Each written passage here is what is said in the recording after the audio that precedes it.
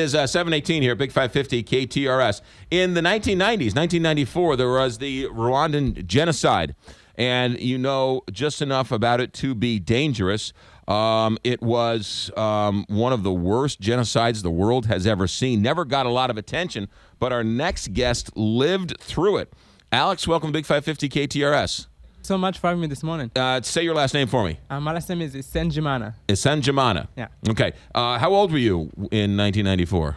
I was 6 years old when the war broke out. 6 years old. 6 years old. And for people who don't understand, give us a brief synopsis of what happened. Right.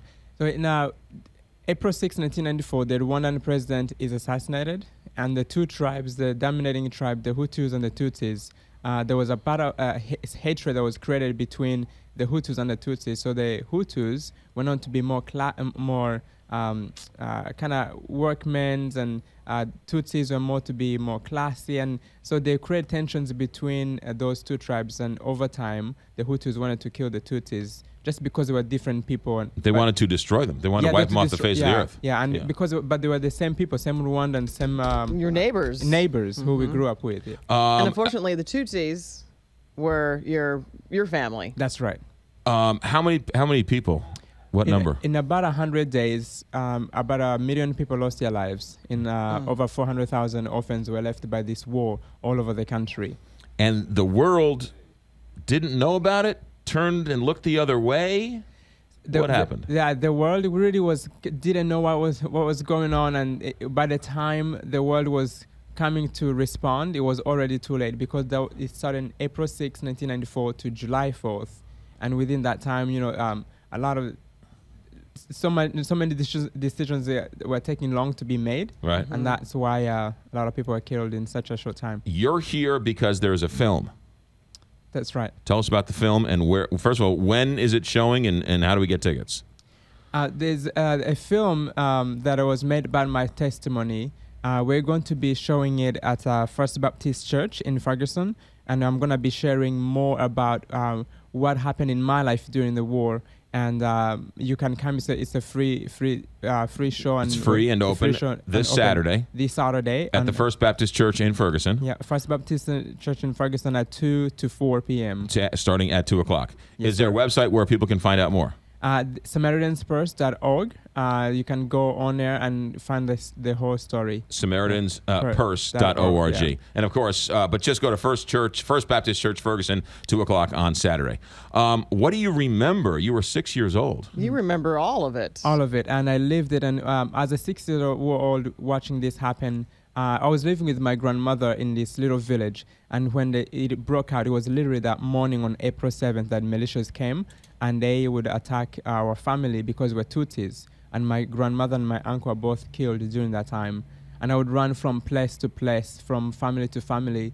I went in the city to live with my aunt. But when I got there, the city got worse also, that we had to pack up everything. Mm-hmm. We went for a period of 2 months. And wherever the night would find us, that's where we would sleep. There were so many incidences that would happen where I would have lost my life. For example, men going to take my life and their guns wouldn't work. And sleeping on a cow pie while I'm running and a bullet missing my head. Such small items like that, small things were happening that I was considering coincidence. And you were just 6 years old when you were doing this. Yeah. But you actually witnessed your grandmother and your uncle get killed. That's right, unfortunately. But you went to the orphanage and after your aunt died, but something really changed your life, and that was a shoebox, right? That's right, yeah. So after the war, we're all wondering if there's any hope, and we get in this orphanage, and my aunt also passes away, and I'm wondering why, if there's anything in my life beyond the orphanage. And that's when Samaritans first came in, and they were delivered 250 Operation Christmas Child shoeboxes, and many of us in that orphanage had never received a gift before. And imagine 250 children opening a gift for the very first time in their lives. The excitement of the toys. My favorite item in that shoebox was a candy cane, and I had never had a candy cane before, so I had no idea what it was. I actually ate a candy cane with a wrapper on it for the first time. You can laugh now about Yeah, it. I know, yeah. Is that how you cope with it now? Is that how you deal with it? I've learned better. I've learned that it tastes better without the wrapper. Without the wrapper, yeah. yes. But something so small like that brought joy to my life. And a year later, I realized that there's got to be a reason that I'm alive. And I was asking myself, why did I survive this genocide? I wasn't any special than a million people, other people who didn't make it through the war. So I was struggling with so much bitterness in my heart, so much unforgiveness, because I knew the people who had committed those crimes upon my family. And that's when it made it tough, because I knew who they are and where they were. Do you live in America now? I do. A wonderful family from Minnesota. That's right. We should say you were a refugee. Is that safe to say? I was a refugee, but then I got adopted into an American family in 2003, and I came to the United States, and I've been here since then. And what do you think of the United States of America? I love this country. It's my second home. And I love this country. I love how you're going back to Rwanda, though, and delivering those Christmas boxes, shoe boxes. In 2013, I got that opportunity to go back to Rwanda to deliver those shoe boxes and just to give back to those kids also who are there.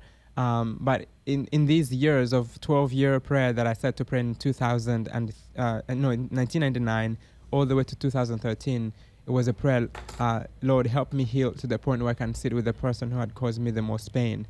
And that's probably most of the things I'm going to get a chance to share at our First Baptist Church in Ferguson at 2 to 4 p.m. On Saturday. How did my healing process happen, and how did I get rid of that bitterness and unforgiveness? And my healing process is still going on up to today, but I'm going to go in details about that. Well, Alex, I should tell you that you have learned the media savvy ways of America. That is for sure. Getting in that final plug for the for the movie. All right, so it's Saturday, First Baptist Church, Ferguson, 2 o'clock. 2 o'clock. It's free. It's free. Bring a friend. Bring a friend, and we're going to talk about forgiveness and how in my life I was challenged to meet the person who caused me the most pain, who killed my uncle, and just go in details about that, and how we don't have to be defined by the pain that have been caused us, but to be defined by the hope that we have in God. It's a great message. SamaritansPurse.org, but better to just go to First Baptist Church in Ferguson, Saturday, 2 o'clock. Alex, say your last name for me again. Senjimana. Alex Senjimana, thank you very much, and great story. Thank you for sharing. Thanks so much for having me. 7:25 here, Big 550.